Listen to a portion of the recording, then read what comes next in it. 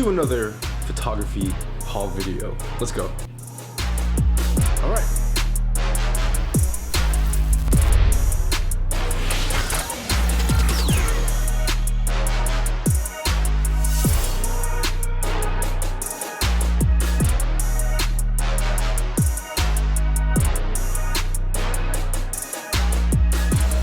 You guys, so like we mentioned in the intro, we are going to be talking about photography gear and also just some other random stuff that I have been enjoying, but they all kind of still follow a workflow and they all somehow relate back into my photography. So none of the stuff you're going to be seeing in this episode are going to be like super out of the norm or random. They mostly have to do with productivity. And so with that said, let's go ahead and jump in and start off with the cameras first before we get into anything else. Alright, so there are two cameras that I have been shooting lately that I'm really starting to enjoy. One of them is a camera that I've owned for a while now that I picked up in a previous thrift episode, and the other one is also another thrift find, but I recently just got batteries for it and I have been shooting this thing nonstop for the last day or two. So let's start off with this small guy right here. So this right here, you guys, this is a Nikon Coolpix S590, I believe it is. I am not 100% sure because I went ahead and just blacked out all of the kind of branding on the camera because I enjoy kind of the boxy look that this little camera has. Now, I am a huge fan of the Ricoh GR3. It's a camera that I shoot a lot, but that camera also costs about like $900, almost $1,000 for a small point and shoot. And I wanted to see if I can achieve similar results with a camera that looks as handsome as the GR3. And so I found this at the thrift store, and man, this little thing is amazing. Now, I believe this has a 28mm fixed equivalent lens, which is great. It's the same as the Ricoh GR.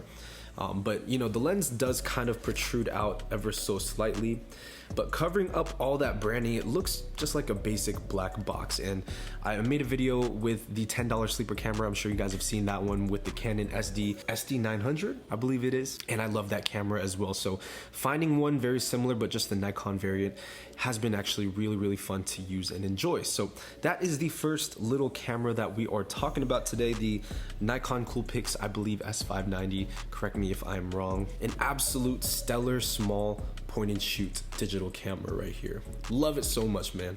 Check it out. Now that's the camera that I've been shooting now for the last day or two, but there's one that I have been shooting consistently throughout the entire month of August. It's a camera that I loaded one roll of film through, but I've just taken it with me when I go out with some friends. And that camera, folks, is the Nikon L35AF. Now the L35AF, this is the one that I was talking about that I've had for a while, that I picked up on a previous thrift episode. But this one in particular has a weird catch to it. I've already mentioned this, so this is my favorite point and shoot film camera in terms of value and just performance, but this particular L35 is a little broken. So in order for you to actually fire the camera, you have to first switch the lens up and open, and that's when usually you can just, you know, if it was a proper working camera, you could just push the shutter and it'll fire. But as you guys can hear, there's nothing happening when you slick that shutter. So what you got to do, man, is you got to give it a little tough love. Hit it once or twice, swoop it on and off. Bam. And that's how you fire it. And after that initial kind of wake up and jump start, the camera actually works perfectly fine. I have some film in here. I don't mind taking a photo. But just to show you guys that it actually does work, and the camera is honestly really fun to shoot. And like I said, the L35AF has been probably one of the most consistent film cameras in terms of performance that I have enjoyed personally. So this one is one that I kind of have a weird attachment to because it's not 100% working correctly, but it does work and it does get some really amazing results. So those are the two cameras that I have been enjoying lately, the L35AF and of course this one right over here, the kind of smaller point and shoot Nikon Coolpix camera. So now that we have the cameras out of the way, the next one that I want to talk about is actually something that revolves around productivity, and it's my new desk from FlexiSpot. Now FlexiSpot kindly sent over a desk for me to try it out. They're not paying me though in any way to, you know, kind of hype up the brand or talk about it. They really just want me to try it out and see if I like it. And so far, you guys, this desk is amazing. Now my particular desk is the FlexiSpot Pro E7, and this desk is a sit-stand desk that transforms at the touch of a single button. Now, here is the thing, man. Usually stand-up desks aren't always that reliable. The motor in them tends to die out over the years. But with this desk, man, after assembling, it's actually pretty simple.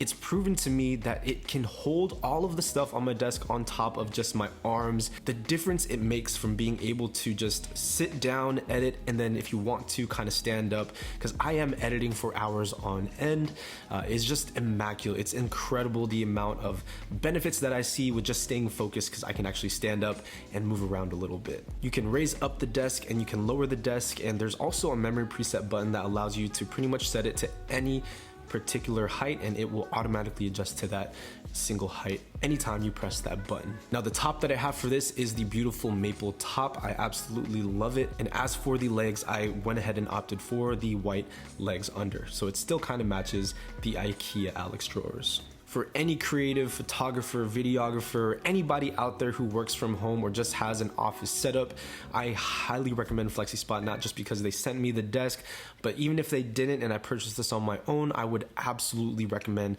the desk. It just makes productivity so much more easy and enjoyable, and it's going to really boost your comfortability when you're sitting at your desk. So go ahead and check out FlexiSpot. I'm gonna leave some links in the description below to where you guys can pick it up. And I think they have a tech day going on soon from September 7th through the 9th. Definitely check it out. Okay, so moving on from the desk, the next thing that I want to talk about is a new light meter that Kex has sent over. Bam. All right, you guys, so here is the first hand look at the Kex EM02, or excuse me, KM02. Now, the Kex KM02 is the second iteration of their also famous light meter that you can stick onto all of your manual film cameras. You can put them on Leicas, you can put them on Nikons, Minoltas, Canons, whatever it may be. If you don't have a light meter built in, you can buy this external light meter and have a light meter ready to go. Now, this, of course, you guys, is the second iteration. I've owned the first one, and I will show you guys that here in just a second, but I want to take you guys through the unboxing of this first one. First, you get the top. It's nicely packaged under some styrofoam. Of course, you got your instruction manuals, but here is what comes in the box, you guys. So on the bottom, you get the light meter itself. You get a Type-C charging cable, which is very nice, industry standard Type-C. And then on top, you get these hot shoe mount, or cold shoe mounts, I should say. And these cold shoe mounts are incredible because not every cold shoe and hot shoe is going to be the exact same size, and so they give you a couple of different replacement options so that it can pretty much adapt to any camera. All right, so here is the meter itself, ladies and gentlemen. As you guys can see, very similar to the last iteration, the first version. The second one here, though, has a couple of different improvements, and I actually haven't gotten to use this yet, so I can't really give you a full review, but this is more so of a first impressions of the Kex KM02. Now, to show you guys how this thing works, man, simply take the meter itself, throw it on top of your cold shoe or hot shoe, and bam, it snaps into play and you are ready to shoot. And this is what it looks like mounted on top of my Voigtlander Bessa R2A. Now, compared to the last version, the one that I had on my Leica M2, this right here, you guys, is the last version, and you can see the little minor changes that they had and added in. So the screen as well as the button changed very slightly. On the bottom of the old one, they only gave you options for two, either dead center or off to the left here, whereas on the newer KM02, they actually give you 3 pre-drilled spots to where you can move this thing. So it gives you a lot more flexibility for different types of cameras, not just your Leicas and rangefinders, that you can mount this on top of like an SLR and still have a really nice looking package. Also, so another small detail, they ship out the cold shoes now with a metal mount, whereas on the first one it was a plastic mount. So that's a nice little upgrade in itself. All right, so that leaves us with the 3 last items. I'm going to try to go through them a little bit more quickly, just because I don't want to bore you guys with a 20-minute video talking about random items. Okay, so the next item we're going to be talking about is a bag that I picked up, and I picked this up in Chinatown in San Francisco.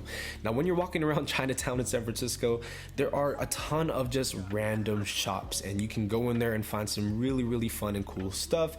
And a lot of times you'll find these nice little bags that happen to be perfect for street photography. So here is the bag right here. There is absolutely no branding whatsoever, which is what I love about it. On the front, you have these 2 clasp open pockets, I should say, that open up and reveal a little pouch that you can store things like point and shoots, As you guys can see, I have my Konica Big Mini chilling, straight chilling. This thing goes with me everywhere, into these little pockets. I like to keep the other one open for things like film, or maybe even like a wallet or my phone even. You also have these nice little Velcro hits to attach pins, or anything like a patch, which is really, really cool. And overall, the bag feels very tactical. It has a nice handle up top. It has this extremely large shoulder strap, I guess. We got a front pocket right here that holds a ton of stuff. I can store my Sony a7 III in here, along with the lens and mic and even another film camera. So that just goes to show just how much stuff you can fit into this little bag. On the back side, you also have another pocket, so you have 2 pockets where you can store whatever you really, really want. And you guys, I picked this thing up for 25 bucks, which is honestly a steal because of just how versatile and useful it is. And there's something about a nice tactical bag that has these zipper pockets everywhere to keep all of your gear secure that I actually really enjoy, because sometimes when I go out to the city to make photographs, I'm there for hours on end, and I don't always want to bring a backpack. And so having something like this that can still hold all of that gear and make me a digital nomad anywhere I go, I can film, I can shoot, I can edit, all within this bag, and it just overall makes my productivity so much more effective. The tactical camera bag, let's just call it that. All right, so the next product we're gonna be talking about, you guys, is the Logitech K380. Now, this is a little Bluetooth keyboard, and I don't generally on this channel talk about things that aren't really photography related, but this one in particular I do want to talk about, because there are a lot of times where I don't want to take my laptop out with me to a coffee shop. Maybe I'm gonna be replying to emails or just writing up a new script for a video, and I just don't want to bring my laptop. So a lot of times I will bring my iPad, and the thing is, I don't have the magic keyboard for the iPad because it's like $300. Why would you do that when you can get a simple Bluetooth keyboard from Logitech for 40 bucks and just overall has a lot more functionality? So I picked up the Logitech K380 for that purpose, to be able to go to coffee shops, to be able to type up new scripts, reply to emails, all of that jazz, everything that I do for the YouTube channel. And I've actually really been enjoying it because the ease of use with this tiny keyboard is pretty simple. You have an on-off switch, and then you have the option to connect it to 3 different devices. And it's not a mechanical keyboard, but the keys, man, they feel really good. And just being able to type with this thing on the fly and just take it with me, it fits inside of that little bag. I actually really, really enjoy it. All right, and last but not least, ladies and gentlemen, the last thing we're gonna be talking about, that is a work in progress, mainly because I have not yet installed it. But I have gotten excited and I've started to use it and map it out. Let me show you guys what I'm talking about. All right. I know, this is pretty basic, but the next item we're gonna be talking about is this little pegboard that I got from IKEA. Now, I've always wanted to have a pegboard. Having something attached to the wall that I can kind of mount gear on, it makes it really, really simple and easy to just grab batteries and grab cameras. And that's kind of how I have it mapped out right now. Now, obviously, it's not all the way done. I have like another shelf thing here, and I actually have to find a place to get this thing drilled onto the wall. I'm thinking it's gonna go behind this little ladder. Maybe I just pull that ladder off, throw it somewhere else around the apartment, and then kind of put it right here. And that way I can, store things like lenses, throw these lenses on there, or have little hooks and places to have cameras. I already experimented with putting batteries in here, and just overall I like the kind of look. It almost gives the office area a more workshop-y feel.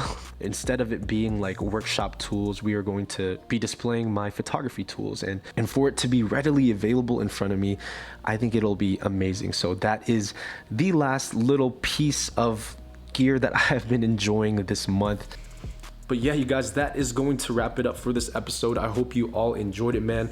Let me know in the comment section down below if you guys have any new gear, any new cameras, any new productivity devices. I'd love to hear what you guys have to say. But that's going to wrap it up, you guys. I'll see you in the next one. As always, Minolta Gang.